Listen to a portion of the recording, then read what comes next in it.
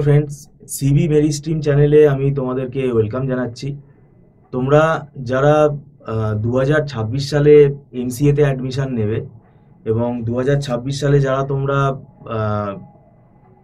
West Bengal জেকা exam দেবে, দেখো আমাদের এখানে ওয়েস্ট বেঙ্গল থেকে এমসিএ করতে গেলে ওয়েস্ট বেঙ্গল জেকা এক্সাম কিন্তু ম্যান্ডেটারি, এটা দিতেই হবে। কেননা তোমার অ্যাডমিশনটা কিন্তু কাউন্সিলিংয়ের মাধ্যমে হবে।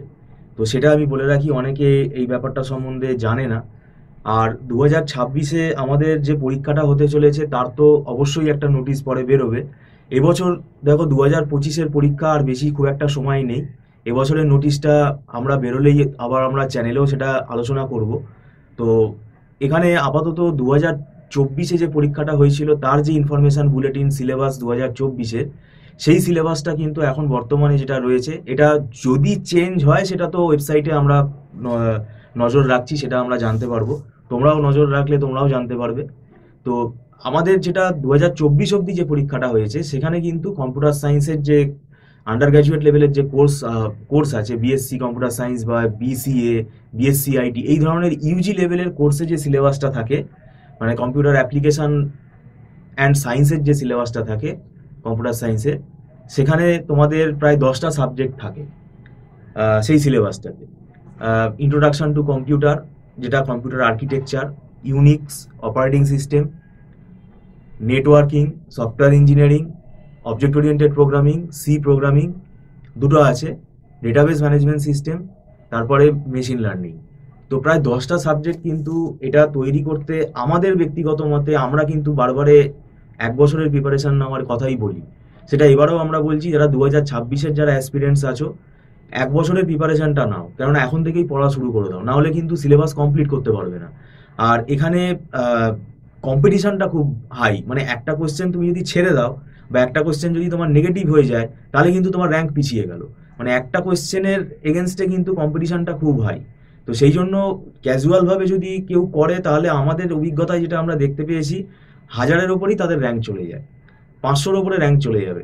খুব সিরিয়াসলি যদি পড়ো, স্ট্র্যাটেজিক্যালি যদি পড়ো, এবং এটা কম্পিটিটিভ এক্সাম, এর অনেক রুল আছে, পরীক্ষার হলে কোয়েশ্চেন কীভাবে অ্যাটেম্প করবে এর অনেক রকম প্র্যাকটিস আছে, সেগুলো কিন্তু জানতে হবে। আর এই সাবজেক্টগুলো যে বললাম, এই সাবজেক্টগুলো কিন্তু এক একটা মানে আমাদের সেমেস্টারে 100 নম্বরের সাবজেক্ট। তো সেই সিলেবাসটা দেওয়া আছে। 10টা ইউনিট মানে 10টা চ্যাপ্টার না, কিন্তু 10টা ইউনিট মানে 10টা সাবজেক্ট কিন্তু। তো সেগুলো কিন্তু প্রথম থেকে না পড়লে তুমি মানে সেই ধারণাটা তৈরি হবে না। আর যারা নন আইটি স্টুডেন্ট তাদের কিন্তু আরও অসুবিধা হবে, কেননা তোমরা database management system, networking, software engineering এগুলো কিন্তু পড়োনি। তো সেগুলো তোমাদের কিন্তু আরও বেশি মানে ফোকাস করতে হবে, আরও বেশি সিরিয়াস হতে হবে এবং রীতিমতো পরীক্ষা দিতে হবে। ক্লাস টেস্ট যদি তুমি রীতিমতো না দাও, তাহলে কিন্তু কোনো লাভ হবে না। আমাদের ইনস্টিটিউটে আমরা জেকার অনলাইন যে টিউশনটা পড়াই, আমাদের কিন্তু এখানে রেগুলার বেসিসে আমরা ক্লাস টেস্ট নেই অনলাইনেই, এবং প্রত্যেকটা চ্যাপ্টার ওয়াইজ আমরা কিন্তু কনসেপ্ট ক্লিয়ার করে পড়াই, এবং আমাদের নিজস্ব হাতে লেখা নোটস আছে, সেই নোটসটাও আমরা প্রোভাইড করি। এবং জেকার লেভেলটা বুঝতে হবে। এখানে কোনো একটা টপিক যদি হয়, ধরো নর্মালাইজেশন, ডেটাবেসে একটা টপিক আছে, নর্মালাইজেশনের ওপরে দেখো গেটেও আমাদের কোয়েশ্চেন আসে, কিন্তু জেকাতে কি লেভেলের কোয়েশ্চেন আসবে? জেকার লেভেলটা মানে গেটটা একটু খুব হাই লেভেল। তো জেকাও একটা কম্পিটিটিভ এক্সাম, মাস্টার ডিগ্রি কোর্সেরই এন্ট্রান্স এক্সাম, কিন্তু তা হলেও কিন্তু এখানে একটা লেভেলের তফাৎ আছে, কমপ্লেক্সিটির একটা তফাৎ আছে। তো সেটা কিন্তু বুঝে পড়তে হবে। আর কতটা আমি পড়বো সেটাও কিন্তু বুঝে পড়তে হবে। তো এক্সট্রা পড়ে চলে গেলে আমার নিজেরই সময় নষ্ট হবে। তো এগুলো একটা ব্যাপার আছে। আর কোন কোন টপিকগুলো স্কোরিং, কোন কোন চ্যাপ্টারগুলো স্কোরিং, যেখান থেকে নাম্বারটা ক্যারি হবে এবং নেগেটিভ হওয়ার চান্সটা আমার কম হবে, একটু ডিফিকাল্টি লেভেল যে কোয়েশ্চেনগুলো বা যে টপিকগুলো, সেগুলো আমরা পরে অ্যাটেন্ড করব। সেগুলো আমাদেরকে সর্ট আউট করতে হবে পরীক্ষার আগে, সেগুলোকে আমাকে বাছাই করতে হবে যে সেই টপিকগুলোকে আমরা পরে পড়বো। আগে যেগুলো স্কোরিং টপিক, সেগুলো আমাদের আগে পড়ে নিতে হবে। তো সেটা আমরা করি, আমাদের কিন্তু এই প্ল্যানেই কিন্তু আমরা করি যে কোন কোন চ্যাপ্টারগুলো, কোন কোন সাবজেক্টগুলো আগে পড়তে হবে। আমাদের একটা রেকর্ডিং ফেসিলিটি থাকে, সেটা যারা লেট করে আসে তারা সেটা পারচেস করে নেয়, সেটা পেয়েবেল, এবং সেটা নির্দিষ্ট দিনের মধ্যে দেখে নিতে হয়, বলে দেওয়া হয়, নাহলে ডিলিট হয়ে যাবে। আর এখানে আমাদের যে ফিসটা যেটা লাইভ ক্লাসে থাকে, সেটা একদম নমিনাল ফিস, এবং সেটা মাসে মাসে স্টুডেন্টরা পে করে, মানে মান্থলি পে সিস্টেম। এবং এখানে কোনো লামসাম টাকা কিন্তু নেওয়া হচ্ছে না, মানে 30,000 40,000 এরকম কোনো টাকা একসঙ্গে কিন্তু অ্যাট এ টাইম বা দুটো ইনস্টলমেন্টেও অনেক ইনস্টিটিউট নিয়ে থাকে, সেটাও কিন্তু হয় না।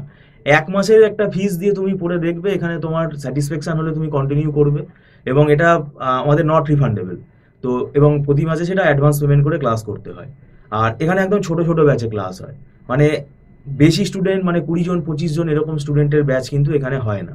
তো সেক্ষেত্রে ফ্যাকাল্টির সাথে ইন্টারাকশনটাও কিন্তু ডাইরেক্ট হয়, এবং সেটা ফ্যাকাল্টির সাথে স্টুডেন্ট ডাইরেক্ট কথা বলতে পারে, অন স্পট ডাউট ক্লিয়ার হয়, পরবর্তীকালে হোয়াটসঅ্যাপেও স্টুডেন্টরা যোগাযোগ করতে পারে।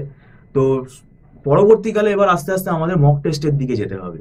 তো সেই জন্য এইভাবে যদি পড়ো, কনসেপ্ট ক্লিয়ার করে পরীক্ষা দিয়ে, তাহলে দেখবে তোমাদের কনসেপ্টটা ক্লিয়ার হলে, ভুলটা যদি আগে ধরা পড়তে থাকে, তাহলে দেখবে পরীক্ষার হলে তোমার নেগেটিভ হওয়ার চান্সটাও কম হবে, কারণ একটা পার্ট কিন্তু নেগেটিভ মার্কিং আছে।